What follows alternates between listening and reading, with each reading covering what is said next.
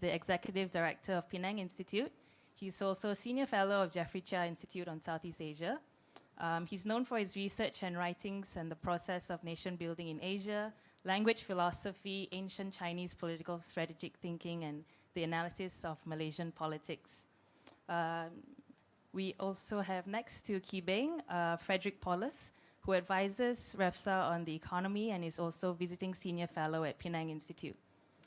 And we also have Wan Hamidi Hamid. He's a seasoned journalist, former editor-in-chief of The Rocket, and was previously deputy director of REFSA. Today, he is DAP media advisor and continues to write and lend a hand in writing and editing.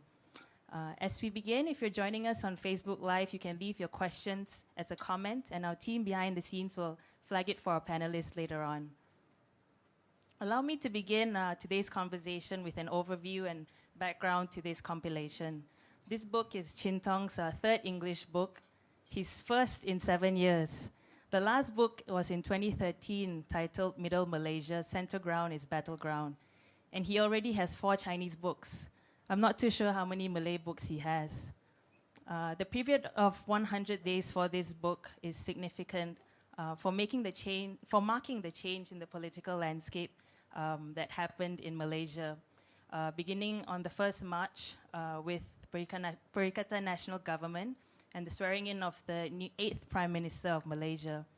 And then it marks the 99 days that followed after that. And during this period, a movement control order began on the 18th of March. And this movement control order restricted travel, restricted congregation, economic activity. It was all done to mitigate the spread of the novel coronavirus. And following this, on the 10th of June, which marks the 101st day, Malaysia also transitioned into the conditional phase of from the conditional phase to the recovery phase of the movement control order. And I want to cite 2 reasons that drove the compilation of this book. The first was that the team had a growing material from Chin Tong's writings during this period, and there was also a realization of the significance of this unprecedented event for Malaysia. And we realized that it would be a fleeting moment in our memories, but the impact would last decades, perhaps even generations. And then secondly, this book also intends to record the contextual interpretations and the reasonings to why the ideas and calls for caution within the articles were mooted at a particular point. Intentionally, we have structured the book into 3 sections. The first detailing the 3 crises, them being the political crisis, the public health crisis, and the economic uncertainty that the whole 100 days manifested in. It's intended that way to enable deeper dives into the chronological development, and also as a collection of written articles, this book intends to capture the nuances of the uncertainty that I think the society was feeling at that point. And this is, of course, unprecedented, and a big factor to this appears to be also the uncertainty that we're all facing going forth. But I would say that amidst all this uncertainty and concerns, there are also reasons for hope. And upheaval can also yield understanding and opportunity that we might not have considered before. And one of the toughest challenges, I think we don't know how long this will last. And so to begin, finally, I'd like to begin with my first question to the panelists, and that is something probably on all our minds. And that is, what is the Great Reset and what does it mean? How do we understand it and what it entails in the short to long term, or is this just idealism? Ki Beng, if you can start. Okay. Yeah. Hi, thanks. Well, yes, we'll start by focusing on the concept itself, the Great Reset. That makes me immediately think of the COVID-19 as the Great Crisis, and that makes the Great Reset something relevant. But I would also say that it's our coming of age moment, when Malaysia has this chance to actually mature, as it were. So I think a lot of the discussion today might be, well, from the part of my esteemed panelists here, co-panelists, I think there'll be a lot of forward-looking and wondering what will happen in the future. But looking at the Great Reset, you have to think of the past, I think. What are to keep to my theme of coming of age, what are the childhood traumas that Malaysia has lived through that has made Malaysia what it is today, and that has put it into this crisis. Now this crisis is not only the COVID-19 crisis. In the case of Malaysia, that crisis was made much worse by certain political games that are still going on, as we know. And so it's a double crisis, if not a triple crisis. Yeah. So the Great Reset, of course, becomes a relevant approach to discussing how we are to move forward. But to move forward, I think we should also discuss where Malaysia is at, and not only where Malaysia is at, where Malaysia is in the world. And since the world is also changing, that's why the Great Reset is so important. If the world had remained exactly as it was and only Malaysia changed, then it would be a different kind of story. But this is a bigger problem we are facing at the moment. It's not just a Malaysia problem. And so how Malaysia became what it is today, historically we have to look at the global conditions that made Malaysia what it was. The childhood traumas, I suppose. Yeah. But we have to look forward. So let's see what this panel can come up with that might give us a better idea of what the Great Reset is beyond what Liu Jin-tong's book brings up. So yeah, thanks, Giving. Thanks, Sidra. I think obviously my perspective will be more economic in nature, and I think a Great Reset applies there as well. You could say, I mean, we discussed before we started about the significance of 1945 and what happened in that year, politically, historically. It also laid the basis, I think, for an economic model that we experienced for the last at least 50 years. We can refer to it as neoliberalism, for example. So the things to say about it. I think that model sort of expired in 2008 with the global financial crisis. It was kept on life support by central bank intervention for a long time until basically this COVID-19 pandemic happened, and that external event highlighted or put in stark contrast what the structural issues are that we have with the economy as it exists today, and not only in Malaysia but globally, as you mentioned. So I don't think we have any other choice but to revisit or to reconstruct an economy that addresses some of the shortcomings that we now identified, and otherwise we will run out of road, so to speak, and things will fail. So that's where, from an economic perspective, the Great Reset is needed. Yeah. So short. Hello. Great Reset. Whether it is great or not, I'm not so sure, but reset in our country has happened before, basically. In modern times, after the May 1369 thing, the government or National Operations Council did try to make a reset. And then when some crisis happened, 1988, 89, UMNO, the judiciary crisis, it always involved the political factor there, even in 98, the sacking of Anwar Ibrahim, and everybody wants to do a reset. And again now, of course here we are talking about an involvement of unprecedented global pandemic, okay? But still, when you look at Malaysia as it is, it has a lot to do with the political situation. Okay, whether we are going for the better or for the worse, I have no idea. Although reading that book, okay, it gives you hope, because Jin-tong is a very idealistic, hopeful person. I am not. Okay, despite I'm one of the editors not the editors for the book, but rather the original articles. But at least if you can combine both ideas of idealism and a little bit of pessimism, maybe there's some realism there. That's how I see it, okay? As I said, great or not, reset is needed, maybe every 10 years or something, but you have to face that. If I can come back to what you said, Kibeng, about the coming of age of Malaysia, and then tying in a little bit to what Hamidi said about there have been many different crises, and what is the Great Reset? Can you elaborate a bit more about how this coming of age, how we can move forward differently from our previous, as an infant, maybe we learn how to walk, and then how can we now become better adults? Well, it's never a given path that a child grows up and will mature. There are many of us who continue being children until they die, right? So, so this coming of age is actually a crossroads, if you like. It's a point. The Great Reset, what it looks like, is up to us, really. There's nothing really automatic about it. And that's why I think the historical context is important, because that shows us why we are where we are, why the problems, or why the solutions to problems that we thought up in the 50s, 60s, 70s, 80s might not be the right solution going forward. And that's how I would think of the need for a reset. Great or middle reset or whatever, but a deep rethink is needed, and not only rethinking, the rethinking is to lead to some institutional changes perhaps. Many of the institutional changes that the Pakatan Harapan thought they had time to slowly put into place, but of course they didn't have time. So yeah, and there are reasons why, for Malaysians, we have to think why we are a federation.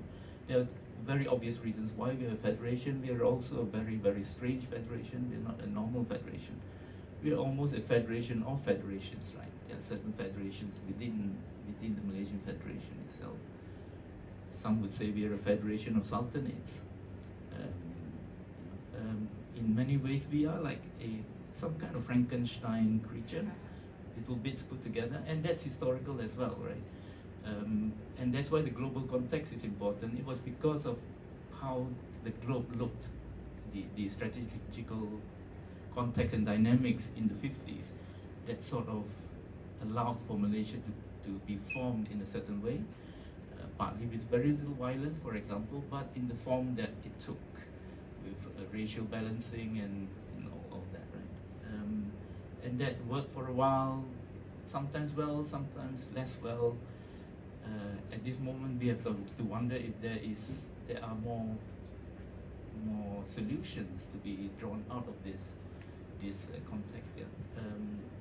So if this is the great crisis that needs the great reset, then we really do have to think of institutional reforms and not only a rethink. What are the dangers inherent in them? Yeah.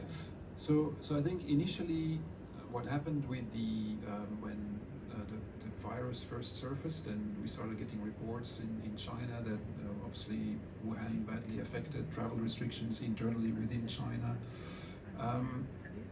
The first thing that happened to countries outside of China, and Malaysia is being close, it was one of the first to be affected, is that the whole supply chain was disrupted. Right? So if you rely on products that are, or intermediary products that are produced in China, they couldn't get to Malaysia, so then automatically industries here stop.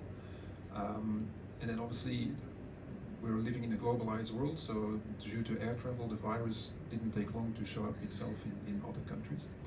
I think the progression was production of companies, and also the livelihood of the people that are working there in many cases, because they won't earn their salary, and that in turn has an effect on the demand. Right? So then the end result is that the overall economic growth drops tremendously, the activity contracts. That is the first issue that we have to deal with. Then again, in all countries, governments stepped in with support measures for the economy. They went into budget deficits to keep companies alive and to also make up losses in wages for individuals. What does this entail, and what are the dangers that the new normal can just be like the old regular normal that we used to have? Hamidi, if I could start with you if you want. You know a lot about the political actors. You've been observing them for many decades. The actors are still the same. You want to comment a bit on that? And then Fred and Kibing, maybe you can do economics and do something about history as well. I don't know. Maybe the new normal is like you can charge a person from this side, over corruption. You have to do it to the other side to make it look fair, So maybe that's the kind of politics we are going into now. But before not before basically. Let me promote Chin Tong's book a bit, okay?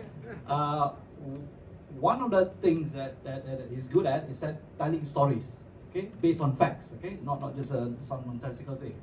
The thing is that because he's close with a lot of people with position, with power, and also people on the street. But sometimes, but when you actually read this book, maybe you realize you will be missing something there, because the context is that Chin Tong has been writing a lot for the past 20 years. And especially before the 2018 general election, he has written a lot about his hope, his his idealism, and also some solutions. Okay, this is basically a continuation of that.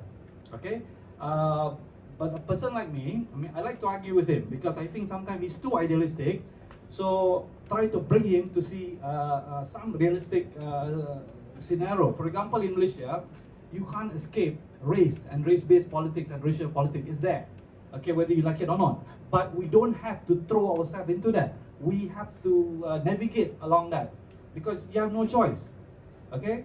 And then the new normal is also, I think, post-2018, is a lot of people forming new political parties. I don't know why, but you know, they keep on doing that. And with that also, when you talk about the political context, especially the 22 months of Pakatan Harapan, and then there's a new unelected government now, and some missed opportunities, some things that should have been done but no, were not done, and also the kind of thing that you try to move forward and yet you're still stuck with some of the old things and back to the race thing. You know, for example, if whenever you work with the DAP and when you leave, it's always the DAP's fault. Okay, so that I know it's about a political party, but then again, you can realize there's some inherent idea about race there, as if, you know, someone need to be blamed. So when you talk about this new normal thing, yes, there is new normal about many things, but the politics seems to remain the same. And maybe because my generation and above have failed, so we're looking for the new generation to come up with new ideas. But if they want to take a shortcut by just playing along and just copycat, you know, or trying to reinvent the wheel, nothing will change. So sorry for this kind of pessimism, but we need to be more realistic in our approach of things. That's how I see it. Thank you. Okay. For an economic angle, I guess. I think the new normal for the next 2-3 years maybe will be disruptive. Some sectors, travel, tourism and so on, will be permanently depressed, I think. We will see some flare-ups of the virus in concentrated regions. We'll have to go in lockdown, and so the whole effect will be disruptive, even if the vaccine comes in the time period that people are talking about, 12 months maybe now. I guess 3-4 months ago it was 12 to 18 months. Even if that happens, which in itself would be extraordinary because it's such a short timeline for a vaccine, we will still have the problem of making enough doses of it so that we can distribute it. So that won't be a silver bullet that will fix everything overnight. And longer term, I think it's important to remember that the economy is basically the aggregate effect of decisions that all of us as individuals make, and that is based on external constraints and also on our own beliefs, right? And so I think what happens when you have a crisis like the virus COVID-19 coming in, we instinctively reassess our feeling for how likely an event like this is. And obviously, if you think that so after this crisis you would be justified in thinking the world is more risky, and then you would alter your consumption accordingly. You may end up saving more, which then has a depressing effect on the economy. And so there will inevitably be a new normal in that sense. What I want to mention though is reading Chin Tong's book, it's interesting that when you look back at it, so 3 months ago, in the articles written in March and April, displayed a strong sense of urgency, like we need to do something now. I mean, it's inevitable. The house is on fire, and looking 3 months later, this actually worked, right? Certainly in Malaysia, the pandemic is under control. The mortality rate is very low, so all these things were successful. So then there's a tendency to say, oh, we didn't need to do all these things, right? Because it's not as bad as people made it out to be. But the thing is, you can never know. I mean, there's no way to have an alternative view on history. And so I think we need to guard against that and make sure that we don't become complacent and slip back into the old normal, which we can't live with anymore. And yeah, so we'll have to keep that in mind and carry on. Well, I think we should talk about the nature of the state. I think with the COVID-19 and the MCO and everything, and the political crisis that we are now going through, we have to think of the nature of the state. What is the state going to be like from now on? The COVID-19 and the MCO all over the world made the state much more relevant than it had been since the 1980s, when neoliberalism and whatnot became so important. So we see how a state today can go. It can either be much more authoritarian, based on the necessities of public health, or it can be caring, right? Or in most cases, it tries to balance both. It has to care for the people, but to care for the people, it uses the hammer, and it suddenly, in some senses, the whole world has become 1984 overnight. Yeah? So the new reset, the Great Reset, is also going to be about what politics is going to be then, like what the state is actually. Right? I think before COVID-19, let's say up in Penang, COVID-19, we were worrying, complaining about how the last 30, 40 years of neoliberalism has sort of decimated the state. The state actually can't do very much. Everything is done by economic forces, which usually means global economic forces. But suddenly COVID-19 happens, and suddenly we're thinking the state again. Without the state, nothing's going to happen. So the state has suddenly become important, but most states are quite emptied out of technocratic competence and whatnot. So going forward, how do we build up the state when it's already weakened in most countries in the world? Economically, there is a regionalizing of globalization, if I put it that way, right? When there's a market proximity, oh, you can't hear me? Sorry. A market proximity approach is going to become more important for all MNCs, I think. But there is a fear all over the world of us becoming too parochial, too nationalistic, too introverted. So I think we should work towards a regionalizing of nationalism, or I don't know any other way of putting it. That we shouldn't stare too much at the national needs. We close down our borders, and if this goes on too long, we're going to get parochial. All our battles are going to be, much more concrete and less idealistic. We need that idealism. But speaking of idealism, I would like to say that Liu Jintong is not an idealist. He's a strategist. He's a strategist, the way I see him. So it's hard to draw a line between them. A pure idealist is someone who doesn't even strategize. He just has ideals. I think Jintong is more strategist before he's an idealist. He's a strategic idealist. Something like that. And last point I would like to make, that you made a good point, Wan Hamidi. Change is probably generational. You can't expect too much from the old. They might say the right things about reforms and whatnot, but push comes to shove, they take the road, the comfortable road, in some sense. They lack the idealism, maybe like. Only the young are silly enough to be idealistic. And that's how the world changes. And we shouldn't forget that, I think.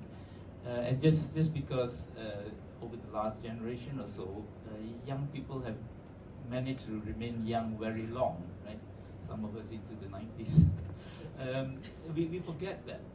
But you look back historically, change always comes with the young generation.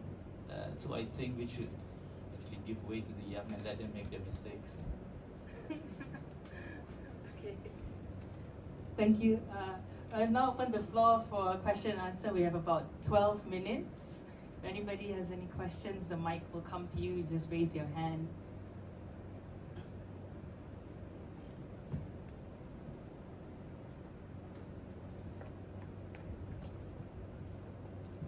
Hi, thanks very much. Foreign Minister Hishammuddin has speculated that COVID might mean a rebalancing of power between smaller countries and great powers. And I see this book identifies Malaysia as a middle power, which has a role to play in shaping events in this region. I'm wondering if the panelists have any views on how the Great Reset might see a reset of Malaysia's view of itself in the world.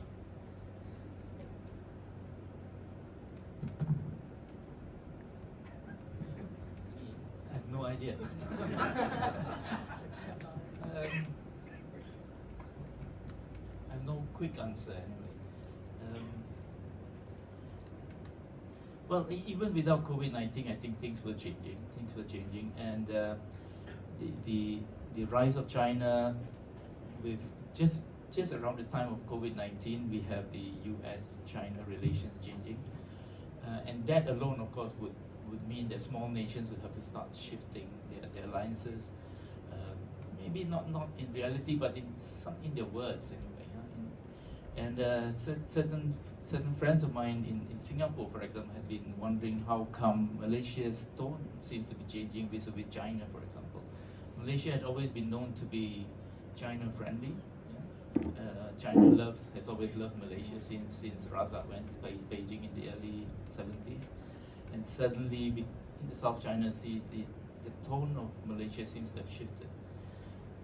Now, whether that's just flavor of the day or it's a sign of something permanent, I really can't say.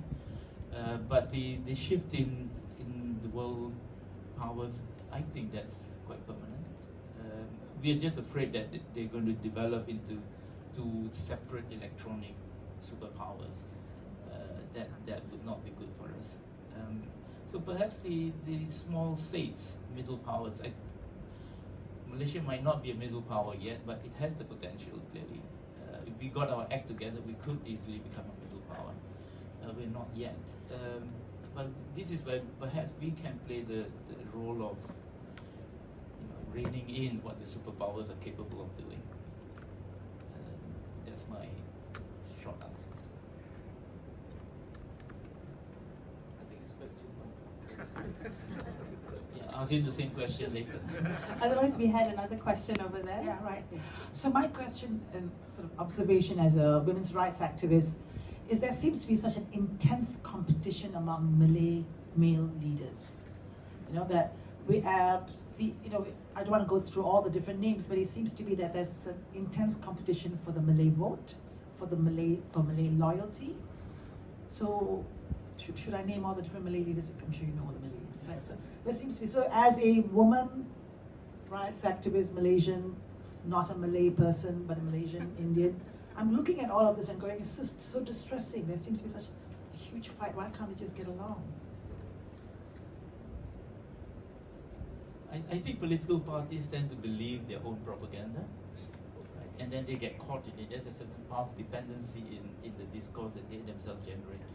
And so the race issue, is how much of it is in the world, or how much of it is the baggage we, the older generation, carry?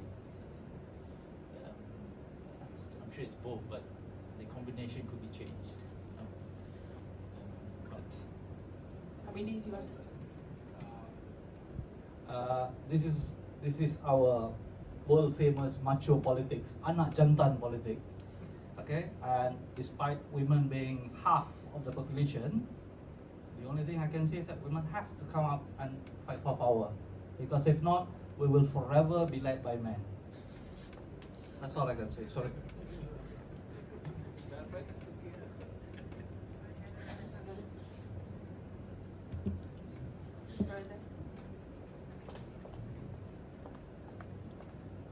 Sorry, I've got two very quick questions.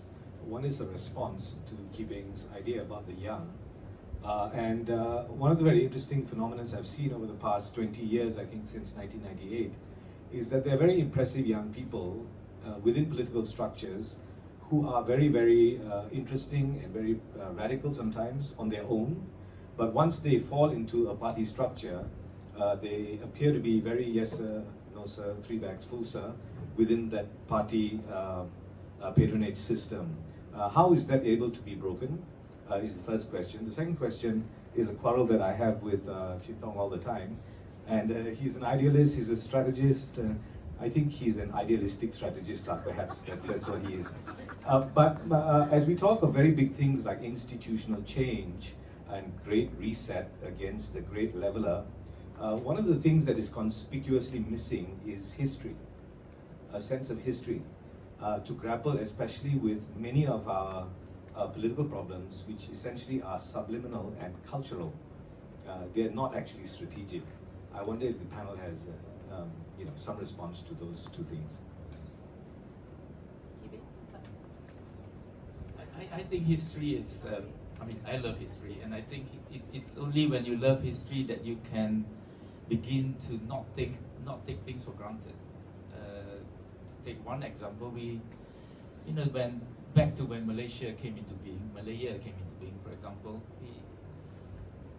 the way colonialism was exercised over the whole region here, we could have had 5, 6, 7 countries instead of, at the moment, I think we have 3 out of, we have Malaysia, Singapore, Brunei, more or less, right? We forget that these are not given things. As it turned out, we became 3 countries, those areas that were under the British influence. It could have been all sorts of different solutions to the decolonization, as it were. But because of the Cold War and because there were communist guerrillas to grapple especially with many of our political problems, which essentially are subliminal and cultural. They are not actually strategic. I wonder if the panel has some response to those two things. I think history is, I love history, and I think it's only when you love history that you can begin to not take things for granted. To take one example, when Malaysia came into being, Malaya came into being, for example, the way colonialism was exercised over the whole region here, we could have had 5, 6, 7 countries instead of, at the moment, I think we have 3 out of, we have Malaysia, Singapore, Brunei, more or less, right? We forget that these are not given things. As it turned out, we became 3 countries, those areas that were under the British influence. It could have been all sorts of different solutions to the decolonization, as it were. But because of the Cold War and because there were communist guerrillas in Malaysia and whatnot, a certain solution came out of that, right? And that's what I mean, that the solutions come out of traumas. But then if you forget the traumas, you somehow think that this is it. This is how life should be. This is how society should be male-dominated, for example. It doesn't have to be. It doesn't have to be. But we can only think that if we are more historically inclined. Yeah. Now I don't know if that's a good answer or response at all, but to connect to what Frederick was saying, the reason. What we are trying to reset is not only Malaysia, it's the world, right? But now the world does not look like it did in 1946, 45. The world has changed. Malaysia's traumas and the solutions to those traumas no longer really fit. So it's not only a Malaysia problem, I think. We have to think of what progress is supposed to be all about. What is the point of nation building? What is the point of Merdeka? I always thought Merdeka was so that the individual could be freed, not that the races could get together and fight each other. And that's what it's become, right? So to realize that it doesn't need to be like that, we have to go back and think of the 50s and whatnot. That would be my response. Anything to add? Short one. Yeah, short one. The problem is we learn history from Facebook now. That's our biggest problem, because in school I don't know what they're teaching now. So you get a shortcut, and then whatever interpretation is repeated, shared, viral, and you believe that. And it's usually related with race, unfortunately. So that's how bad thing is right now. Let me take 1 or 2 more questions, and short ones. Okay. We have one question from Facebook. It's from Will Fong. He says, so long as anti-hopping law is not in place, Malaysia may continue experiencing political instability. What is your view on this? if there is a need, why no party has the political will to make it happen? Capital. Yeah? I've just written an article in Bahasa about that. Just a simple thing, okay? Perhaps we have this problem with being partisan.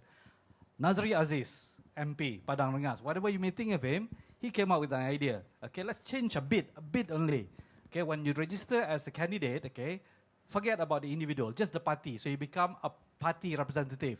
So that whenever you jump alone. The party doesn't change seat, okay? But what do we hear? Zero, crick, nothing. Okay, and then people still talking about let's do a great reform. What they call it? Comprehensive reform. So when we don't even want to start, with one step at a time. So that's our problem. And of course, when you have power, you don't want to change this. Look at what's happening now. People are jumping all over. Okay, so that's the thing. And the best we could do, little frogs here and there, and that's about it. I think that Sweden has that system. You vote for the party, you don't vote for people. So you can't jump. You can jump if you like, jump over the cliff, but you're not changing the party. That system is not peculiar at all, is my point. Belgium has the same. Maybe our system is peculiar, the one we have, yeah. So I think that wraps up our question and answer May session. I make one more point? Sure. About institutional change, right? The taxation system, I think the taxes going straight to the top and then being distributed from the top, it might have its many weaknesses, especially in a federation like Malaysia. We need fiscal taxation reforms in that taxes should actually be, first, they should stay at the lower level and then go up. One reason for that is that if you don't have it that way, then the state governments all over the whole of Malaysia are not going to think up ways of making money or making itself strong at the lower level, because whatever initiative it makes, that makes money, would mean that the money goes straight to federal first. So there's a strong disincentive for state governments to actually work for better fiscal balancing. And just one point I thought I should make. On that point, can I ask you, Frederick, just to wrap us all up? I know some of the work that you do is on the role of government in economic, in I think taking the risk of industries and spurring innovation and all of that. Could you just wrap us up with that? Okay, yeah. So, the point about taxation is a good one. I mean, I think the way you structure that will also determine what you can do about the solutions, right? I mean, decentralization is linked to it as well. I mean, give the states more power to shape a situation that works for them. But I think conceptually, I think we need to start looking at the government, the state, as sort of the insurer of last resort. In many cases, they're the only entity that has the ability to provide enough financial means to do that. And also, I mean, insurer of last resort in terms of individuals, so with a social safety net. And in an extraordinary event like the pandemic, also for businesses, and to so they can take the actions that will safeguard the entire system that allows us to produce and to create economic activity. So I think it's important to think of it that way, and also to recognize and leverage its potential as a driver of progress, of driving us in the direction we want to go. I think that's something that, because of neoliberalism, we've sort of written off. It's not an accepted thought in the current economic orthodoxy, and I think we need to step away from it. We need to go back to this idea that the government can actually shape the economy in a way. That doesn't mean that we need to move away from markets. Markets are definitely the place or the best mechanism to allocate resources, etc. But we need to leverage and rely more on the ability of government to do something, to work together in that framework. Thank you very much to our panelists today. I think we went through a lot, very wide. Hopefully it was deep enough to offer our audience some food for thought and thought for food, or how do we say it. So I thank you. If you can give them a round of applause. And now we'd like to invite the man of the hour, the author himself, Chin Tong. Friends who are here and also watching it online, thank you very much. Very good afternoon. Good afternoon to all of you. I'm particularly grateful to my friends Ki Bing, Wan Hamidi, and Frederick for speaking at this occasion, and also more importantly for having edited the pieces in this book when they were first written. Of course, the usual caveat applies. The responsibility is solely mine.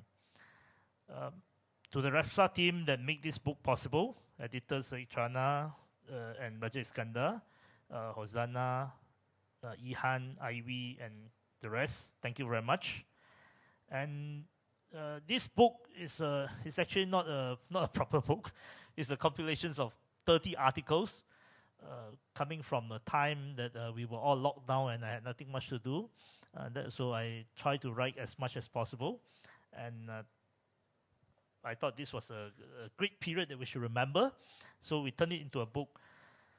The conversation earlier was perhaps trying to define whether Liu Qintong is an idealistic strategist or an idealist. My reply to that conversation is that I think Liu Qintong is not a realist, not a realist in international relations sense, but I think our role is or our job in this particular period of history of Malaysia is to create new realities. We're in the business of creating new realities. We're in the business of making things happen.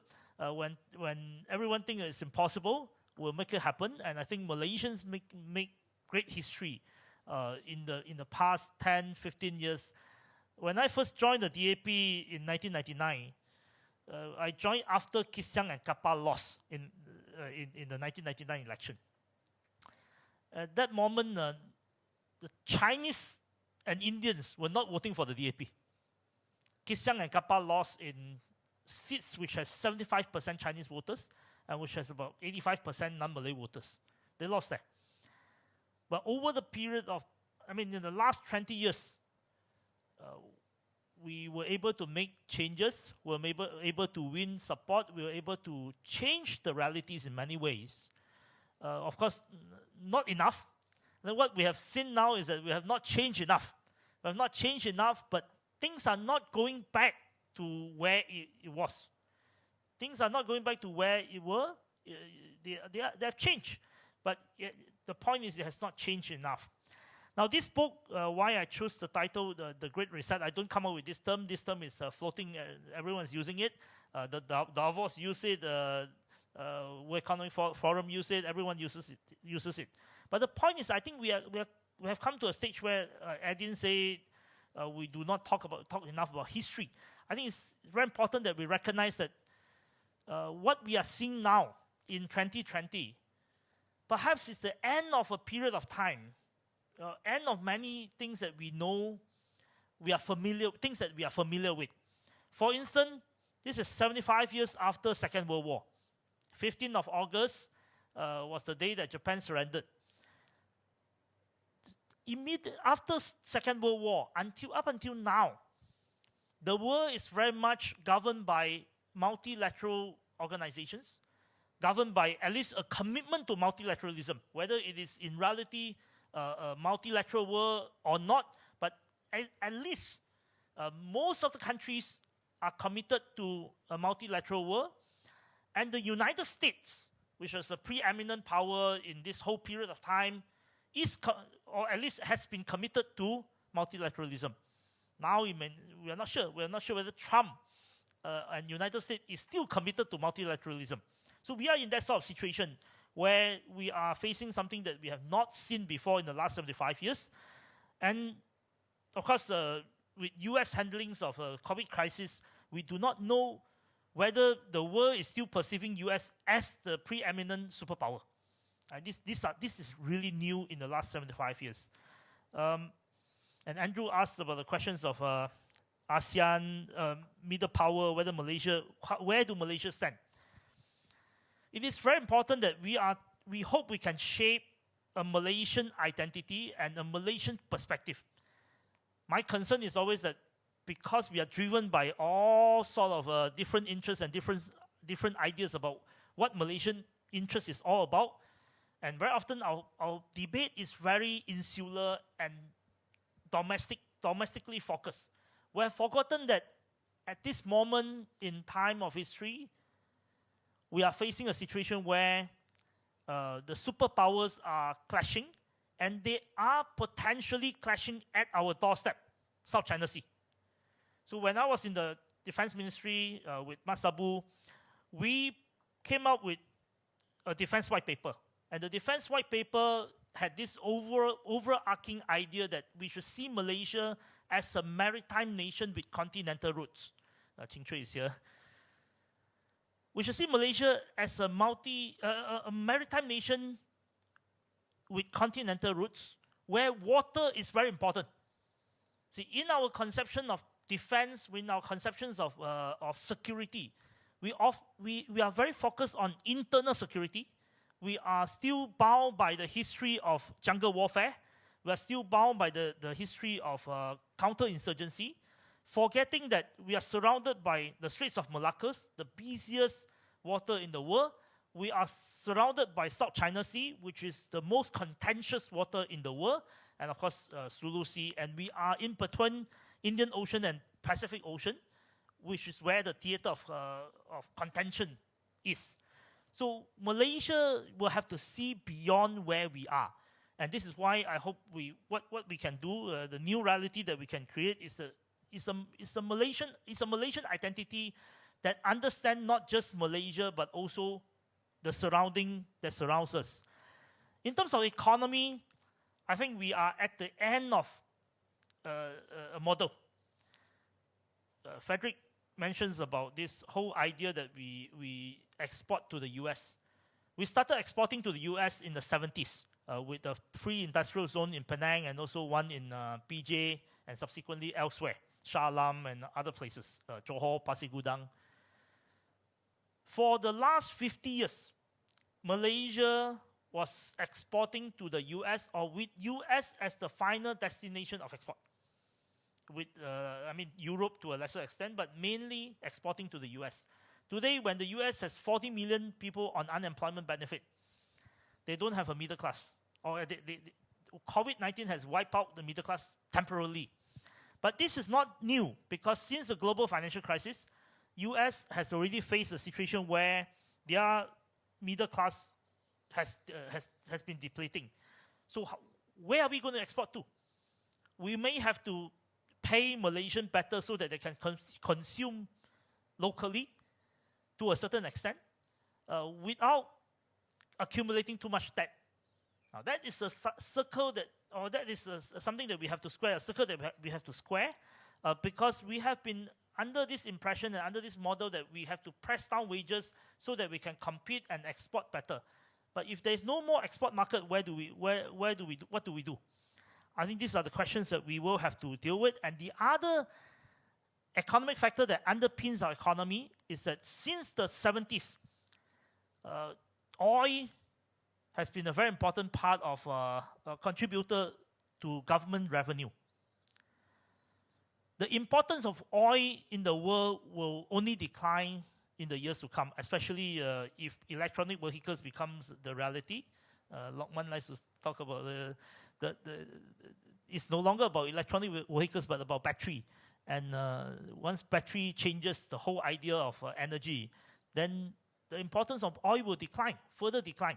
So how would it contribute to our government coffer? I think these are the issues that we will have to deal with internationally, globally, and it has an impact on our economic model, on our international relations.